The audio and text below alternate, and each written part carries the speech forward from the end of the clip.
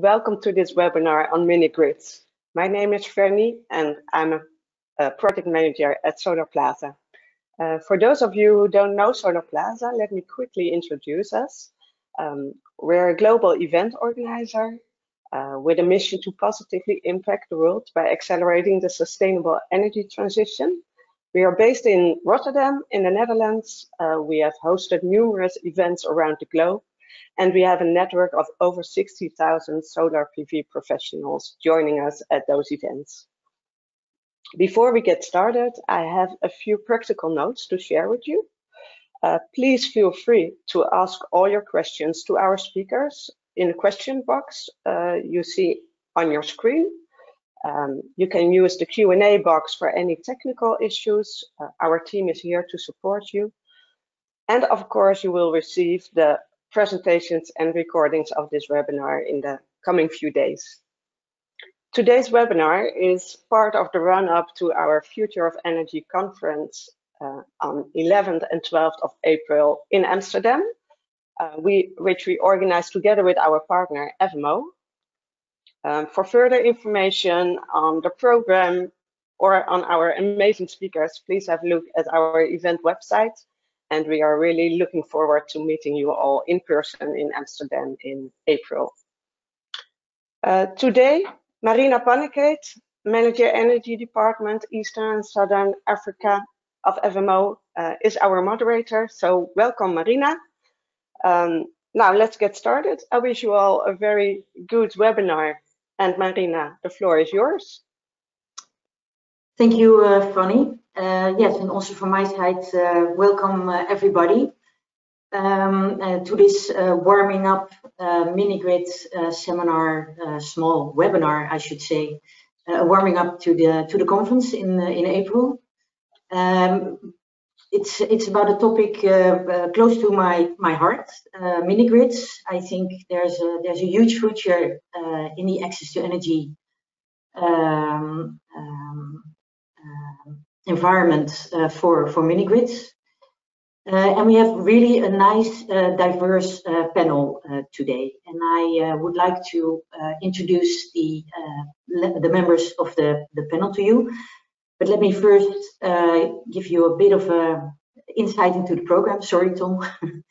Yeah, so we will start with a presentation from Ruchi, and I will indeed introduce the members of the panel later. And Ruchi will be setting the scene for us on the mini-grid sector based on a report that was prepared by SEforALL together with Bloomberg in 2020. Following that, there will be a discussion/interview with Arnaud and Jonathan. Arnaud, investment officer with Proparco, and Jonathan, on-the-ground mini-grid developer in DRC. And last but not least, Tatja Lemont-Sava will be talking about the necessity to scale up mini-grids. We'll be zooming in on Nigeria and what they have done there. So let me introduce first Ruchi to you. She's program manager at SEforALL, where she manages the initiative on results-based financing and universal energy facility. She has over 14 years experience. I'm deviating a bit from the presentation, I see. Over 14 years experience in clean energy and decentralized last mile electricity models. And prior to her job at SEforALL, she was manager of energy access at the UN Foundation, where she oversaw the foundation's involvement on mini-grids. And furthermore, she has also worked for the World Bank and SMAP. So quite a good, substantial CV on mini-grids, I would say, or background. We also have Arnaud Schrok from Proparco. He's a senior investment officer at Proparco, responsible for the RSU facility, specializing in off-grid electrification in Africa. And he is also responsible for the strategy, the off-grid strategy in the countries where Proparco is active. and he has been involved in various countries like Nigeria, Kenya, and DRC, and we will talk about that later more in depth. Arno is also a member of the investment committee of Electrify. And he started his career with Veolia, I should say, water in South Africa, and then joined the international strategy consulting firm. Sorry, I'm losing my text here. And he specialized over there in financing and energy transition. So welcome, Arno. We're moving on to Jonathan. Jonathan is the founder and CEO of Nuru, and Nuru is a solar-powered metrogrid company in Eastern DRC. It is the first company to bring commercial solar hybrid mini-grids online in Congo. So I would say a double whammy. Mini-grid is not easy, and Congo not easy either. So very eager to hear more on that later, Jonathan. In Goma, I forgot to say. And Nuru is furthermore developing other projects in 6 provinces in Congo, and the aim is to deploy over 40 megawatts of solar hybrid sites in Congo by the end of 2023. John and his family live in Goma, and he holds a PhD from the University of Michigan. Welcome, Jonathan. And again, last but not least, Tatja Lemonsava. Tatja is an energy specialist with the World Bank, working on the SMAP program. And she co-leads the global facility on mini-grids under the SMAP global facility. In addition, Tatja is also part of several operational teams implementing large-scale lending projects focused on delivering electricity access through mini-grids and other off-grid technologies. And this includes the Nigeria program that will be discussed later on. Without further ado, I would like to move to the presentation of Ruchi. No, we're going to first do a poll. So maybe Tom, you can guide us a bit on this one.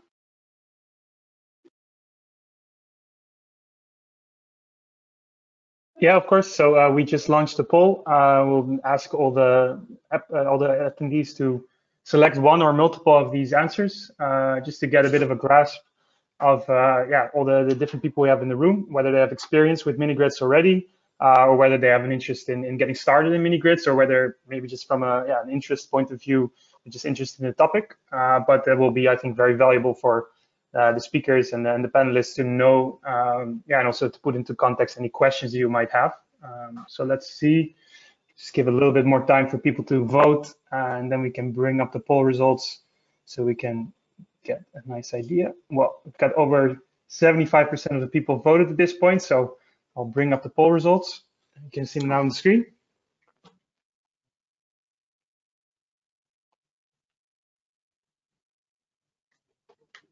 So very interesting to see that indeed there are a lot of people currently involved in investing or developing mini-grids.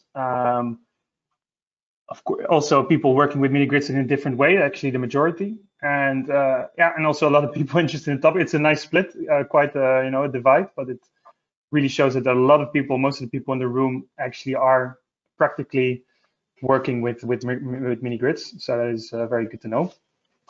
All right, let's go back to the presentation. Ruchi, the floor is yours. Thank you so much, Marina. And like you and quite a few people who voted, mini-grids is also a topic very close to my heart. So eager to dive in. Hello, everyone. Pleasure to be here. Hope everyone's keeping well. My name is Ruchi Soni, and I'm a program manager at Sustainable Energy for All. For those of you who may not know what SEforALL or Sustainable Energy for All is, we are an international organization that's looking to progress and focus entirely on Sustainable Development Goal number 7, which is around providing access to affordable, reliable, sustainable, and modern energy to all. Before I kick off my presentation, a big thanks to the Solarplaza team for putting together this session and bringing together a diverse panel, a set of panelists. I think what makes this panel and session particularly timely also is the fact that it sort of comes at a time when governments everywhere are figuring out how to stimulate their economies in light of COVID-19, and the energy sector and mini grids in particular will be a critical part of this recovery. Next slide, please.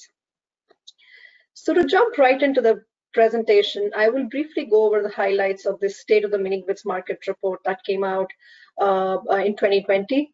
This was created by the Mini Grids Partnership. Next slide, please.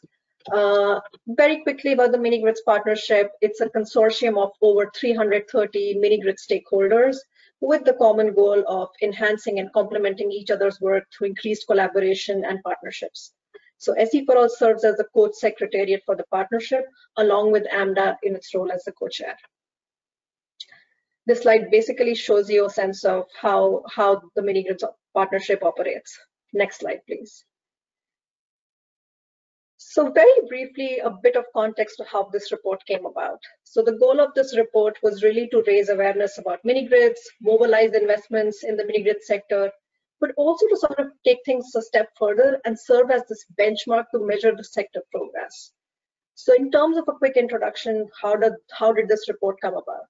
So the genesis of this work was really from a mini grids partnership meeting a couple of years back, where the group of experts came together in a room and went through the usual issues of lack of policy, lack of conducive regulations, lack of replicable business models, all of these issues as key barriers. But something that also came up during that session was lack of data and sector intelligence in the sector, which is unfortunately unique to the sector that this report came into being to change. So the whole exercise here of developing this report really hinges on the fact that we need to address this lack of market intelligence, sector knowledge, cost data, and bring it together in one place. So the Mini Grids Partnership, as this neutral coalition of the sector, commissioned this report along with to Bloomberg New Energy Finance to draw together on these very many dispersed set of information into this unique view of the global mini grids market. What is also unique about this report, which I would highly encourage everyone to dig into, is this first ever open source database of mini grids. So the report covers over 7,000 projects in countries in Asia, Sub-Saharan Africa, and island nations. And this is available for everyone to basically access for free at minigrids.org. So I would highly encourage everyone to look at this public information database on both existing and pipeline mini grids portfolio, including information on ownership, technology, generation capacity, to name a few categories. Next slide, please. I already covered this briefly, but the report again went through extensive process of interviews and data collection, some of which I've already mentioned. Next slide, please. So switching gears to the highlights from the report, our analysis shows a few particular basic ideas, which I'm going to pull together in the next few slides. So the key one here is that our analysis shows that 111 million households, so roughly 47%, can be served by mini grids in Sub-Saharan Africa, Asia, and island nations. We anticipate approximately $128 billion of capital expenditure for mini grids to achieve this universal access by 2030, which is the SDG 7 goal. Next slide, please. So I see a lot of people are already familiar with the mini grid space, as was evident from the poll. So this should not be a surprising finding here, but we also saw that solar mini grids are increasingly becoming the norm, with the share of lithium ion increasing in the mix. So the cost of mini grid technology, and I think specifically solar hybrid mini grids, has become increasingly competitive. So that's good news for those of us involved in the sector. We also think it's critical for government and utilities to take this least cost approach, as they sort of take advantage of these breadth of technology options that are now available. We also don't lose sight of the context that many state-owned utilities remain debt-ridden and electricity acts as a priority. So we particularly think that this could be an opportunity for the sector to take. Next slide, please. Again, one of the findings which sort of has been appreciated in the last few years is around this generation accounting for the largest component of CapEx, followed by distribution. So within mini grids, capital expenditures or CapEx accounts for the highest project cost, and within CapEx, we've seen generation being the largest component. Again, not a surprise to those who work in the sector, but this in large extent is due to the fact that the longer distribution lines for communities, which are very hard to reach in some cases and live across a large geographical area, are being connected by these mini grids. In addition, the site development costs can also sometimes be high, just to make sure that these accessibility costs are accounted for. Next slide, please. A finding that was very interesting to us was to see what we heard from a lot of sector stakeholders was that commercial financing is possible, provided we see public funding flow through easily. So as you see mapped out on this slide, we have a large number of strategic financiers such as utilities, oil majors, trading houses that have been participating in the mini-grid sector, particularly since 2018. Most mini-grid developers in turn have relied on public funding such as grants from governments, development finance institutions, multilaterals, donor agencies, but only a few handful developers have successfully raised commercial financing. I will say this is slowly changing, but still a lot could be done to enhance that sort of boost of commercial financing in the space. I think overall our message from the slide would be to say that the involvement of the public funders for financing or offering guarantees is extremely critical for encouraging these private financiers in the space.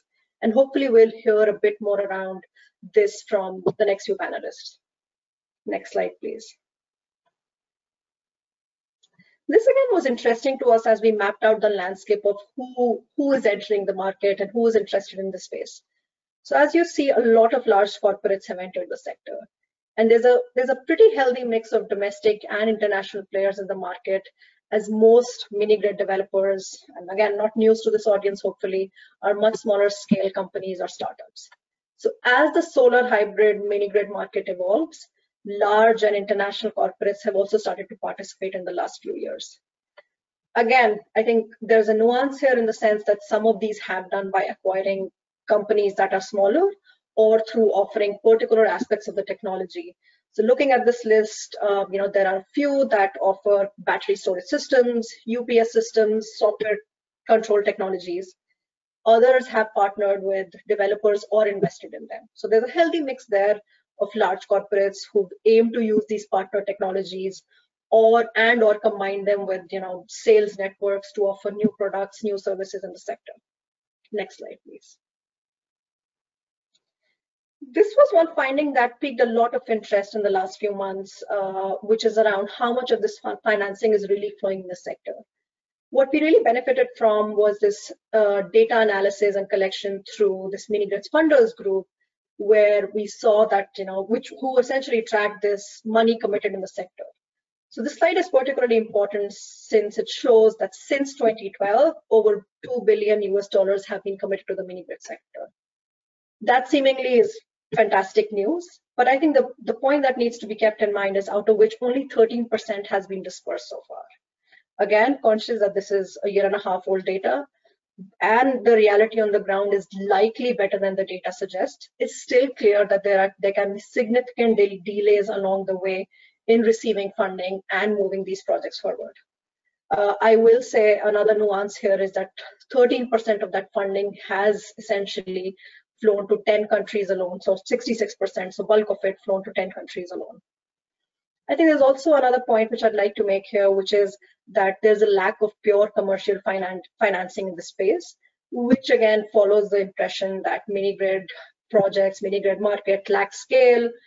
There remains this unclear landscape of regulations, and that residential customers very often have limited demand or ability to pay. Next slide, please.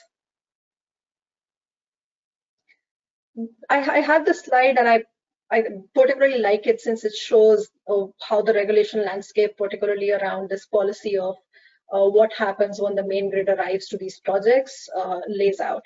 So we all understand that funding deployment will be quicker as the market matures, as these projects come to scale. But this in turn is also linked to this very important aspect that we shouldn't lose sight on, which is around policy and regulatory landscape. Governments should continue to promote these robust regulatory frameworks to support the development of mini-grids. As it stands, and as you can see from the map, most countries lack these main grid arrival rules, which to us is one of the most important regulatory factors for mini grids projects to be viable. Currently, or globally, only 15 surveyed countries had clear mini grid arrival rules. So without such regulation, we do think that there's a chance that the state may expropriate mini grid assets with minimal compensation. Next slide, please. So this almost extrapolates from the last slide where we've seen some countries do better than others. So as the heading goes, 8 nations, 8 countries have implemented tenders since 2019. Our research shows that concessional financing such as upfront CapEx subsidies or results-based financing can be a very effective tool to unlock both the private sector capital and impact investing. So as you see in sub-Saharan Africa, 8 countries implemented tenders to install solar hybrid mini grids since 2019. One thing that has also come up from our discussions with the private sector and investors was extreme preference towards RBF or results-based financing, largely due to a key factors of that it improves returns, reduces the risk of early stage debt, equity finance, and again, potentially leading to unlocking this private capital. Next slide, please. Next slide. Thank you. So these are just few of the insights and highlights from this research, which I've just compiled onto one slide, but I highly encourage you to dig into this content and share it widely with your networks. This slide shows a snapshot of the recommendations which came from the report, some of which I've already highlighted. But again, feel free to go over the report and ask any questions that you think are sort of you're interested to talk about. With this, I'm gonna hand it back to you, Marina, if that's okay. Thank you very much, Ruchi. This was really insightful. And yeah, clear for me at least that the role of mini grids is evident, but that there are at the same time quite some challenges and for sure a lot of funding needed. But I can indeed recommend going through the report. Yes, thank you. Now, Jonathan, if I can invite you to put on your camera. Thank you very much. And very welcome both. Like I indicated before, really happy to have you here. It's great, Jonathan, that you can provide some insights from the side of the developer. And now you can give us some tips and tricks, I'm sure, in terms of what to look at if you're looking into financing a mini grid. We want to start with Jonathan, and like I indicated before, for me, developing a mini grid in Goma is like a super challenge. So my question to you is, how did you end up in Goma, and how did you end up developing the, well, MetaGrid, I should say, it there? Yeah, thanks so much, Marina. Really honored to be part of this event. Yeah, I was born and raised in Kenya, so I grew up in Africa, and I visited DRC for the first time in 2003, right at the end of the Second Congo War, and just became fascinated with the place. I think mini grids, as with many other things in the country, it's a place of huge challenges and huge opportunities, but fundamentally just an incredibly warm, creative, and resilient people in DRC. So I ended up getting a PhD in Congolese history, actually, and was working at a university in North Kivu province, experiencing the lowest quality and most expensive electricity I've ever had in my life. So we had about 3 hours of power a day from a diesel genset that we shared with our neighbors. I was paying about $200 a month. The voltage fluctuated between 170 and 400 volts at any given second. So I just figured there had to be a better way to run distributed energy, given my own experience. So founded Nuru, which means light in Swahili. It's a Swahili-speaking part of Congo. And we decided, could we displace this diesel generator with a solar hybrid system? And little did we know at the time, we were the first to try to do that in the DRC. So in 2017, we commissioned the first solar hybrid mini grid in the country, serving about 63 connections, including my house, in the city of Beni. And it's been a journey since then. Thanks so much. And what would you say were the biggest challenges, maybe the top 3 challenges so far? Yeah, I think maybe one interesting thing about frontier markets like DRC is I think they're actually the most interesting and exciting for utility scale mini grids, so multi-megawatt mini grids, and inevitably because of the size, these need to be situated in cities. So we're using the language of metro grids, which are fully islanded, vertically integrated distributed energy projects, in our case, powered by solar hybrid systems. So I think really it's a bit of a chicken and egg. If you really want to find the most compelling markets with high densities, high productive use, those are going to be in some of the most challenging operating environments in the world. So such is the case in a place like Eastern Congo. What that means for us in terms of the first challenge is you have to have investors who understand that mix, that the most interesting and compelling markets at scale are going to be some of the most challenging, where the regulatory environment is less clear than we would like it to be, supply chain issues, talent management, security issues, endemic disease, which the whole world is dealing with, but we built both of our sites during Ebola outbreaks in Eastern Congo. So I think really the challenge is finding the kind of financial partners, and we're really proud that Proparco is one of those kinds of partners who's willing to understand that we have to de-risk the market. We have to come in early stage companies like Nuru, and we have to do it now, not when the regulatory environment is perfect or everything is crystal clear or security issues are gone. So I would say those are kind of the first two: access to finance and then cost of capital. I think it's great that there's huge commitments to capitalize these kinds of projects, but given the nature and risk profile of some of these markets, some of the debt can be extremely expensive. So in the end, that's a higher tariff for the end users, the higher cost of capital. So even if we don't talk about subsidies, I just think a little bit of de-risking the risk premium that gets slapped on capital deployed in markets like DRC is going to be important for viability. Last issue is supply chain. Places like Congo, maybe about 85 to 90 million people in Congo don't have access to electricity, but they also typically don't have access to roads, and then things like internet connectivity is very low. So what you have is sort of layered infrastructure challenges, which is the reason the market is so high in terms of potential. But we have to then deal with that. We have to deliver, extremely expensive lithium-ion utility-scale storage solutions to inland markets, sort of in the middle of the rainforest and other parts of the country. So really, there's a huge supply chain challenge that frontier market developers like Nuru have to face to get these projects to work. And despite all of that, you made it happen, Jonathan. Good for you. We're seeing some nice pictures of Goma now on the screen. Arnaud, over to you. So we're hearing Jonathan's motivation, why Goma. We are also hearing a number of challenges, one of which is funding, or I guess the right type of funding. So what made Proparco decide to finance Nuru, and what was a bit of the process that you went through on your side? Of course. Well, thanks a lot. First of all, I'm really happy to be here, and thanks to the organization, and I'm happy as well to being able to speak about this really exciting sector.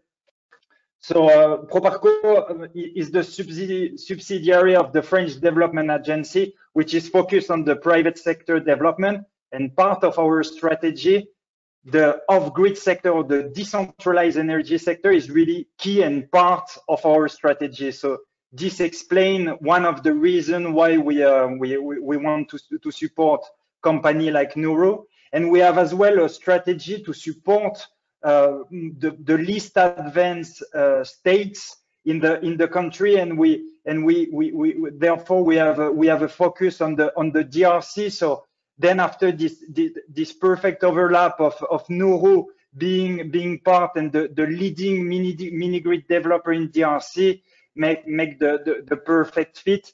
And obviously after as a DFI, really the idea of Proparco is to catalyze and de-risk some of the new and innovative sector. The off-grid sector has a huge potential, as you all know, on the African continent, 600 million person not connected. So there is this strategy of looking for impactful project and following the impact that make the reason of investing in the mini grid sector, an infra-like project that makes sense at the age of the public and private sector needed to be de-risked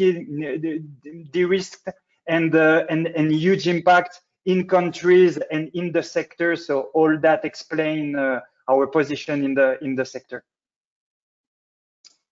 Thank you so much, Arnaud. And what would you consider to be the main risks when you look at mini grids in general, and maybe also more specifically in relation to Nuru? Yes, sure.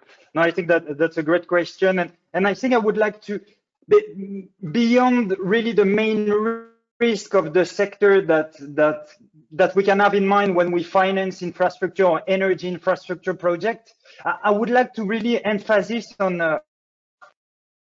the criteria that Proparco believe is essential for the success of the sector. And this is based on our experience supporting Nuru and working in a partnership with Nuru. It's the importance of the local footprint and the local vision of the company that we support, which is the case with Nuru. And I would like to illustrate that with the 4 main risks that can be tackled partially, obviously not completely, with a local champion, with a champion that has the local vision to overcome this risk.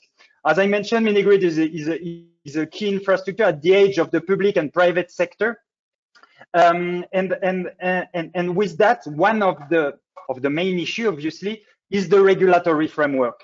But when we speak about the RC or the North Kivu and the regulation related to the mini grid sector few years back, it was speaking about something that didn't really exist or that was not really clear. How do you get a concession? How can you get your licensing? And this is the work that did actually Nuru. It's really working in partnership with the public authority to make sure that to build an environment to make a project emerge. And we believe that it's something that can only be done by a developer or by players that is on the ground, understanding the authorities and the government, and really build this environment, this regulatory environment with the authorities, with the experience of the private sector, but aligning that with obviously the needs of the public sector.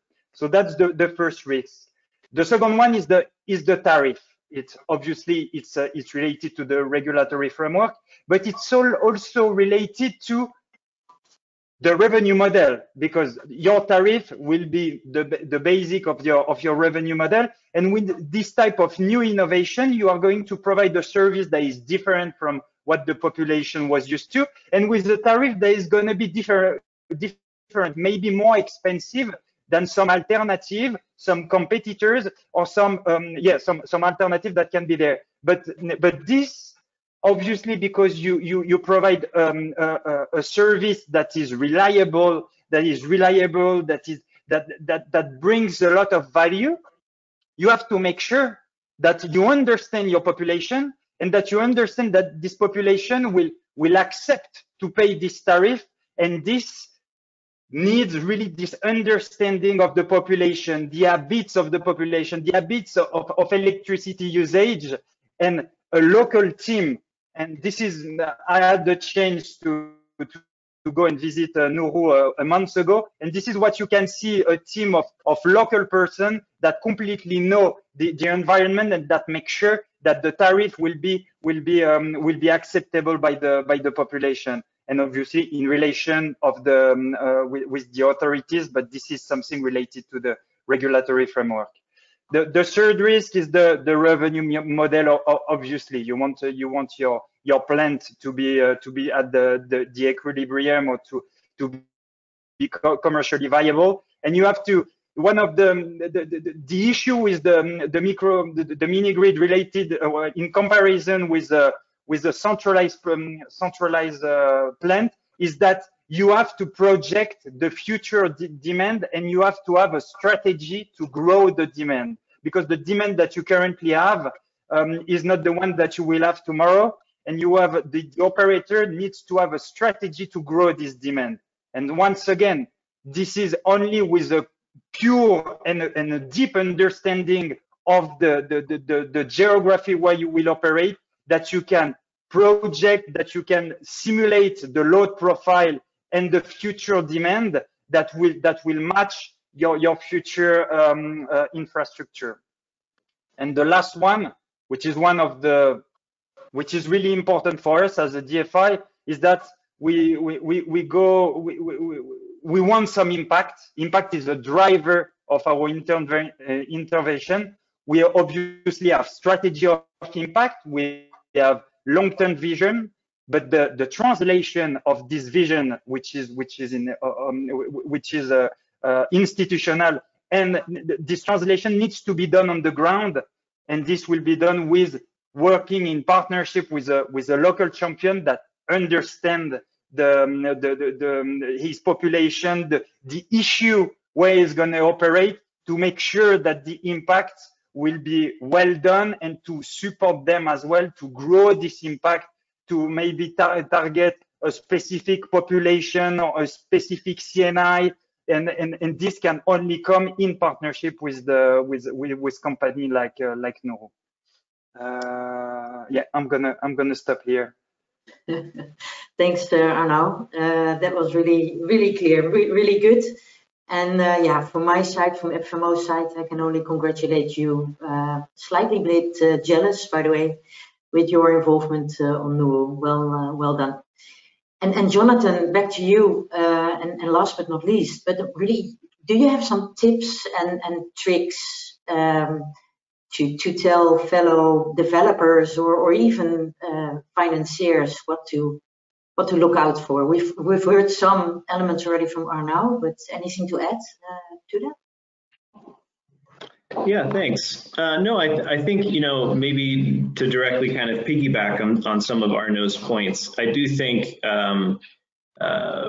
being able to deploy sites like the one Nuru deployed in Goma at sort of utility scale does require the capacity of the developer to kind of work within both worlds, that is to say, deeply integrated in the local context with, I think, really strong relationships and a strong understanding of the market and even the micro market of a city that they're operating in, but also the capacity to be legible and present a bankable case to investors as well. So I think really building teams that have that mix is absolutely essential to be able to open markets like DRC.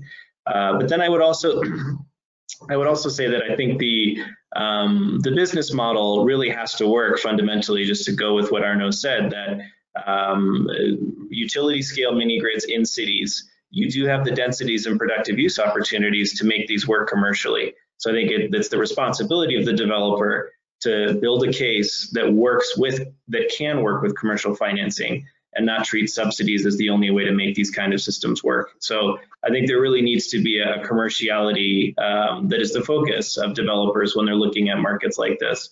For us, part of what that means is figuring out how do we blend more bankable CNI loads with retail, what we call retail, which are households and SMEs. So what is the right risk mix? What is the right bankability mix of figuring out how to have densities of smaller clients and then critical anchor off-takers who kind of make the project work from a bankability perspective. So I think it's a combination of sort of really looking at the commercials hard, and then also really looking at the context hard and really understanding what does it mean for the population that we're serving, what kind of loads work, what is demand growth going to look like. Last thing I'll say is, the last census in DRC was in 1985. So data is not easy to get, and I think being able to really understand that figuring out how to produce your own data and really do extensive validations in the market. Otherwise, all of these models are sort of gobbledygook unless you're really able to validate them on what's actually happening in a given market. Okay, thank you very much. Yeah, looking at the time, it flies, like always. Thanks both for your insights and opinions on the metrogrids and mini-grids in general. I want to move to the next topic, which is the presentation from Tatja. Thanks to both.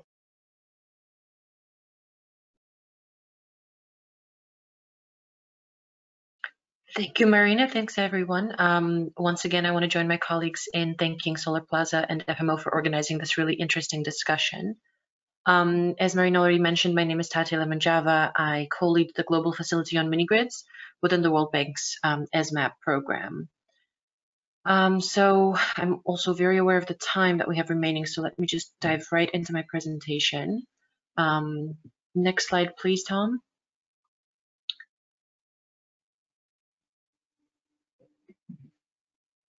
So as a development institution, we obviously look at the challenge of the SDG 7 and the goal of reaching universal electrification by 2030 as our guiding star.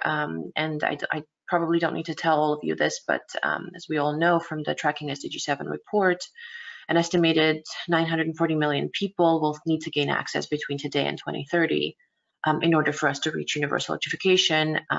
And the remaining unelectrified population is, as we all probably know, increasingly very rural, remote, hard to reach, and live in really difficult areas, often in fragile and conflict-affected countries.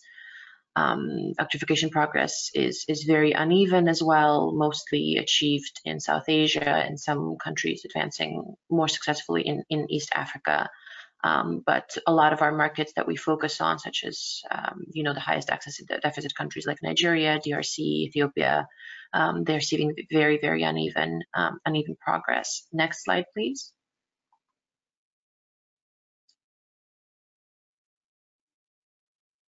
So based on the estimations from the World Bank ESMAP's Global Electrification Platform, we're estimating that for Sub-Saharan Africa alone, by 2030, we will need to leverage about $200 billion to reach universal access on the continent, which is a daunting number when you look at what is actually currently on the table. Next slide, please. So this is where mini-grids come in. And in our estimation within the Global Facility on Mini-Grids within the World Bank, we see the potential for mini-grids to serve up to 500 million people by 2030. 490 million is the estimation that we have prepared in-house. And you can see the comparison with projections from our partners such as IEA and the Bloomberg report that Ruchi had referenced, my colleague Ruchi had referenced earlier, which are all quite close to each other. And we do believe that if mini-grids, especially what we call third generation mini-grids, are given the right space to grow, they do indeed have the potential to electrify a very significant portion of this unelectrified population. Next slide, please. So I think this probably is not, an eye-opening slide for most of you, but just to give you a sense of all the data that we have seen and all the changes we've seen in the mini-grid space over the past decade or so, you can see that just the CapEx costs, the operating costs, the preparation costs, and the LCOE that we're seeing across a wide portfolio of mini-grids that we have analyzed and surveyed, we're seeing a tremendous drop in the costs of solar hybrid mini-grids. And some of the cost drivers are very obvious to all of us. The advance of geospatial planning tools that really allow for portfolio preparation at much lower costs are obviously very significant. The advancement we're seeing in the lithium-ion battery manufacturing that the automotive industry has driven has made a huge change, and obviously utility scale solar PV. The significant drop in the prices there is making a huge impact on the market. Same for the LCOE. You can see that depending on the types of sites we're looking at, but the more the third generation sites that we're seeing that my colleagues are now and Jonathan were talking about, when you are making sure that the site you're choosing has the right load center, the right type of demand, especially daytime load, then you will see a significant drop in the LCOE and a significant improvement in the economics and the financials and the tariff that can be charged within that system. Next slide, please. So this slide is for me to show you just how big of a difference we're also seeing in the World Bank's portfolio over the last decade as well. You can see that the bank has really ramped up our investments in mini grids. The total value of our portfolio at the moment is well over $2 billion, of which over $1 billion is invested by the World Bank itself, and it leverages another $1.1 billion from governments, other donor partners, and private sector and co-financing. And in most markets in which we operate, and in all pretty much, I would say, the World Bank is the largest lender on mini grids, representing on average about 25% of the total investment into the market. Another really important factor that I would like to highlight is that we're seeing a much bigger ticket size for each of these projects. What used to be more focused on pilots, 3 to 5 million, now we have much larger size programs. I believe 27 of our country programs now have over $10 million invested in each, which for us, as we all know, economies of scale make a tremendous difference for improving mini grid economics. So that's what we as a facility really try to promote in our programs, going from pilots to portfolios is how we talk about that. Next slide, please.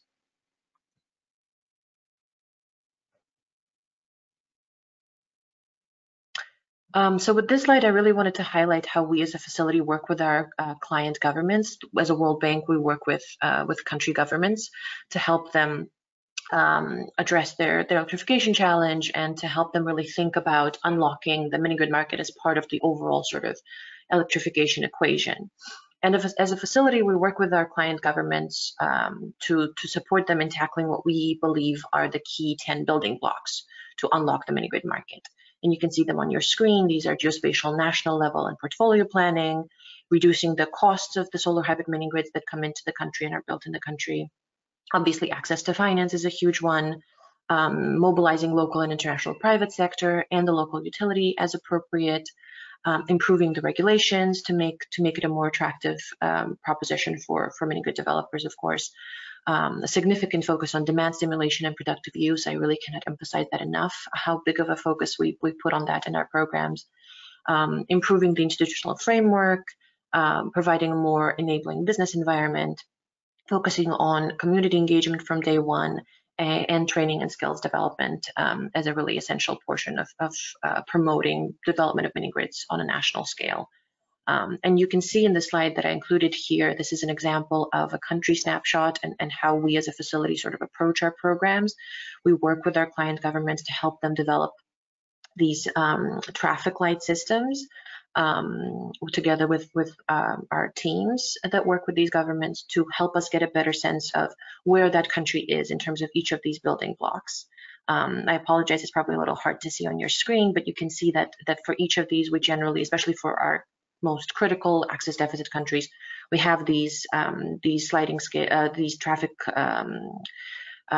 lights tables, and we really try to get a sense of, okay, how well is the regulatory environment developed in this country for mini grids, and then go from there, working with our teams to develop projects that really target these challenges and really work on unlocking the specific building block. Next slide, please.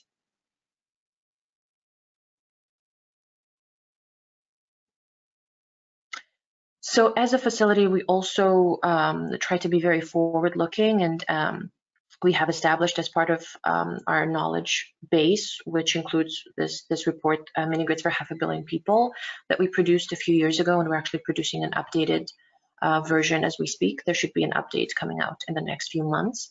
But as part of the report, we have really tried to establish KPIs for the sector that we believe to be essential in order for us to reach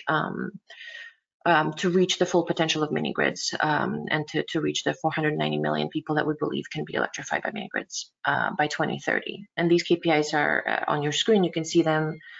Of course, pace, going from pilots to portfolios, is really essential from our perspective, which is why we believe working with governments is really the most important part here, because the interest from developers is so essential and critical in this space. But developers can only do so much if there is not a clear vision and a clear momentum and motivation from that country government to make mini grids happen at scale in that country.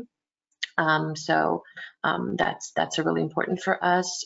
Service is very important for us, obviously. We're really setting the goal of achieving 97% uptime by 2030 and increasing the load factor industry-wide to 45%, which I think these are both very achievable goals and very reasonable goals considering the data that we see today from the sector. Finance is obviously where we play a really important role, and we're aiming to attract $120 billion of investment in debt, equity, grants, and risk mitigation from our development partners, governments, and obviously the private sector. Framework is very important to us as a development institution, so raising the average RISE score, which is a World Bank indicator on readiness for investment in sustainable energy, to raise that score in each of our top access deficit countries from to 80 out of 100 by 2030. And cost, of course. We are really working with the sector as much as we can to help reduce the LCOE to 20 cents per kilowatt hour for 24/7 quality electricity by 2030, which we believe to be a very, very attainable goal as well, based on the data that we have. I encourage all of you to have a look at the report, which really kind of fleshes out these goals in much better detail and talks about our vision for the sector. Thanks, Tom. And this is the final slide. Yeah, please go ahead to the next slide. So in this slide, I know it's a very busy slide, but I just wanted to give you a sense of one of our frontier and sort of flagship projects that was already mentioned by Marina, is the Nigeria Electrification Program that we've been operating in Nigeria since 2019. I also work on that program. It's a $350 million commitment from the World Bank. It's implemented by the Rural Electrification Agency of Nigeria. And that program has a very significant commitment to scaling up mini grids, particularly private sector-led mini grids, through performance-based subsidy rollout, top-down and bottom-up subsidies. I don't have the time to talk much about the project right now, but I encourage you all to read up about it online, and obviously please feel free to reach out. Always happy to talk about this program. But I just wanted to bring your attention to the status numbers that I have in the bottom left corner. In terms of what the program has been able to achieve to date, and we're very happy with these numbers so far. Over 2 million people have been impacted by the program. Over 400,000 households have already been provided with new electricity services, and well over 350 mini grids are under preparation. And equally importantly for us, over $40 million in private funding has been mobilized against the World Bank's $30 million in commitment. Which is very important for us when we talk to even our own colleagues in terms of the potential of mini grids to leverage private funding, as long as the World Bank brings in and other development partners bring in some money into the sector and help our client governments to really shore up interest and show that they mean business with scaling up mini grids nationwide. So that's it. At the moment, I'm conscious of the time, so back over to you, Marina.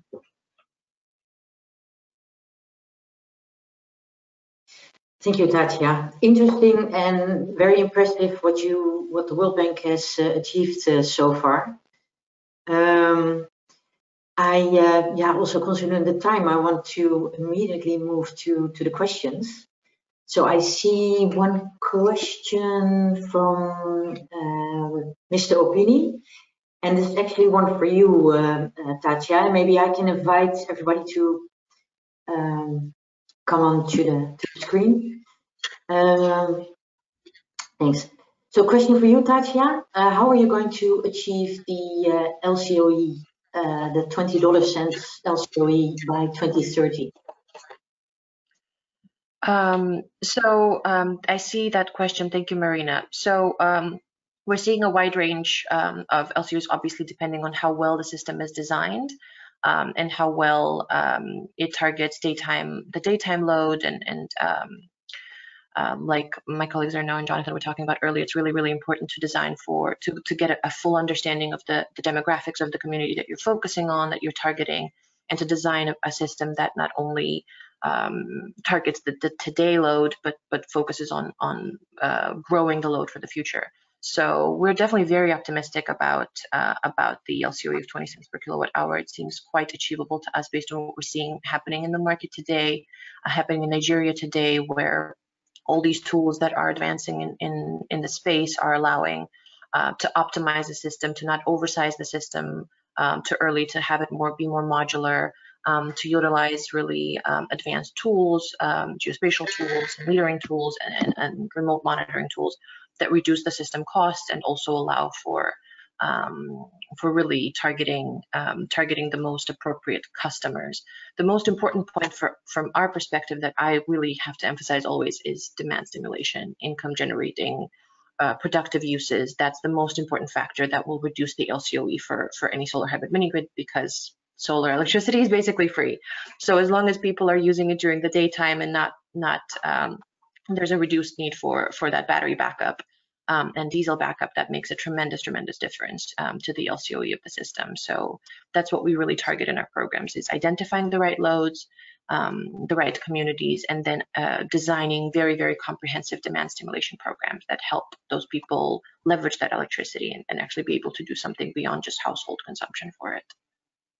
Okay, and would you be able to say what the current LCOE on average is in Nigeria, for example? It's a very wide range, to be honest with you, Yeah. and I don't think that would be a very good representative number, to be quite honest with you. As you saw on my slide, there's 360 systems being prepared. 21 of them are commissioned to date under that project. I don't think 21 is a very helpful representative sample size. So we're seeing very varied loads, and you have to also understand that most of these systems have been commissioned in the last year and a half or so, and the load grows, over the first 3-4 years quite significantly. So I don't know that would be a very helpful number. Okay. Yeah, I thought so, but anyway, it's worthwhile asking the question, right? Another question, and maybe I can invite Jonathan and Arnau and Ruchi to join us, Satya and myself on the screen. Thanks. Then another question, the views of the panel on OPEX subsidy. I find that also an interesting one. Who wants to take a first step at this one? Jonathan. Yeah, maybe. Sure thing. Yeah, maybe on our side, I think I mentioned, I think it's important to build models that don't require subsidy to function. I think there's a lot of risk in doing that. That said, both CapEx and OpEx subsidies are extremely helpful in terms of affordability for the tariff. I think Arno pointed out one huge benefit of solar hybrid mini grids is deployment speed. We deployed our site in Goma, 1.3 megawatt of storage of PV, 2.2 megawatt hours of storage in about 7 months. So you can get these sites up and running pretty quickly, but they're not as cheap because of primarily for us at least storage CapEx costs. So if there's OpEx subsidy available, I think in the end, this allows us to be able to pass along some of those savings to the kilowatt hour pricing for our end users. So both CapEx and OpEx subsidies, I think are very useful for developers as a value add and as a way to increase affordability for our end users. But would you agree that subsidies should play a role now to develop the markets and to create the basis for scalability, but in the end should be terminated, right? Or yeah, I think it's a tough one because part of it is just to define what a mini grid is in a certain sense. It can be so many different things. I think a rural mini grid that's targeting 100% electrification, I don't see a way that that's going to work ever without subsidy. I think like with most energy infrastructure, energy access has to be subsidized, especially for last mile, and using mini grids as a last mile tool, I think you have to bake subsidy in long term. Now, I think in metro grids where productive use is extremely high and you're not addressing the full demand of the market, so you can achieve extremely high utilization rates really quickly. I think it's a different case. So I think what Arno said about de-risking is critical. We have to de-risk these sites. That said, over time, just to affirm what Tatya was saying, our storage, we purchased our storage solution in 2019, and we went back to the market to price in 2021, and it was about 60% cheaper for the same storage. So we are seeing LCOEs will go down, and as a result, I think the commerciality gets easier and easier to achieve. Okay, Thanks for that. I see we're running out of time, but I do think if the panel still has some time, we have 2 questions in the chat. One question is, who is after the World Bank the biggest investor in mini-grids? Mainly DFIs, question mark? So AFDB, to be honest, African Development Bank is the second biggest financier that we see in this space, in sub-Saharan Africa especially, which is not surprising to us. We work fairly closely with them in many markets. In Nigeria, in fact, they complemented our project with $200 million with a very, very similar investment. So mostly at the moment it's development institutions, but the goal of our programs is to attract private financiers, and we work very, very closely with many of them, and you know, matchmaking is part of how we design our programs. Indeed, because at some point, you know, development institutions need to step out of the space and make sure that all of the sort of regular market dynamics are happening. Yeah, yeah. Arno, what is your view on that? Do you agree? Yes, completely. No, I have nothing to add. It's pretty clear. I'm sorry to not be able to add anything that. No worries. Then there's a couple of questions still. Gosh, what are the current best practices for assessing, between brackets, future energy demands and therefore cash flow? Indeed, the key driver of the bankability. Arno, can I give the floor to you on this one? Yeah, sure. Well, I believe an operator and John would have a lot of experience in that, but I don't know if there is best practices. But what we see today is that it comes in different way. Today we have feasibility study. We believe, it's our belief, it's going on the ground, plugging as well, trying to simulate base load of your future customer, which can be CNI and the population that will target, and spending time with them make a lot of sense. But then after, just this is only really data, and that's really personal. And I would like to have the view of John. I think it would make sense, but only relying on data doesn't really make sense, because then after you have to be able to project this demand, and this comes from as well some discussion and understanding of what will be the future needs. And this it's really an understanding of where you are, where will be needed in the future. So it's a mix of data on the ground, plugging and looking at what is the current use and maybe the alternative of the future use, but then as well understanding what are the habits and what will be the need in terms of productive usage or the increase of demand from the population. So it's really this type of mix that I believe make a lot of sense. And once again, it comes again to the local knowledge that the developer would have. But maybe John has something to add on that. John. Yeah, I think you said it super well, Arno. Oh, sorry. But just the only thing I would add is that what we're experiencing is that basically the demand growth per connection per year in the markets we serve is about 23% per annum. So there's very significant demand growth once people have access to reliable and affordable energy. So that's organic growth where new production capacity has to be deployed to serve the exact same market. And I would encourage people who are looking at utility scale, if you need to achieve commerciality through demand stimulation, there's a lot of data risk, as I think Arno pointed out. So quote unquote undersizing against market, I think, is important, especially in the early deployments. Wow, thanks a lot. Thanks a lot. Marina, I can come quickly. Sorry. Oh, go ahead, Ruchi. No, I was just going to validate what Arno said, because we're also seeing this huge emphasis around productive use really leading to this boost in demand. So yes to everything Arno and Jonathan just mentioned, because the local and community involvement is a big one, and we also see it along with assessing these potential productive uses. Again, talking to the community, doing this sort of whole host of exercise of engaging them in a true manner, assessing commercial loads, looking at this public community infrastructure, agricultural loads, so the basic sort of assessment. Also including these micro enterprises, which we sometimes tend to not focus on. So I think just the whole gamut of productive loads is something that we also strongly feel should help, in getting a good sense of the demand. So back to you, sorry. Thank you, no worries.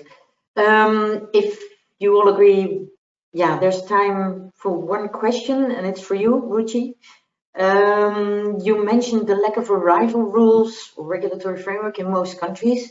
Since mini-grids, we lost Ruchi now? Oh, no, you're back, sorry. Since mini-grids are essentially utilities if the main grid arrives, why not simply allow a negotiated sale between the main grid and the mini-grids, subject to regulatory approval? Good one. So that's an easy answer. I would say yes, why not? But the situation is much more complicated on the ground, really, as I'm sure everyone will appreciate. I will say a couple of things here, but I guess two notably. One is that the World Bank has done a lot of work around looking at different regulations in different countries on how to make these mini grids to be grid compatible. So would strongly recommend, looking through the resources and the wealth of information that the banks put out. I will say, yes, that's an option, but there are other options where these mini grids could well be, let's say, comply with specific standards, which could be lower than the main grid standards, but that allow for that safety and easy connection once the main grid arrives. So that's an example that we've seen in India in a particular state where, this was possible in Uttar Pradesh. Similarly, there could be, these more grid compatible standards, as we've seen in Tanzania, where, this could be somewhat of an option or somewhat of an economical option that could be, another case how this could be presented. So again, a couple of examples there between Cambodia, Nigeria, Kenya, Uttar Pradesh, and a few others. Very happy to sort of discuss this in detail with this person, but didn't want to take too much time. Thanks a lot, Ruchi. Yeah, I think we're at the final stages of this webinar. I want to thank the attendees for their questions, really interesting on-the-spot questions. So thanks for that.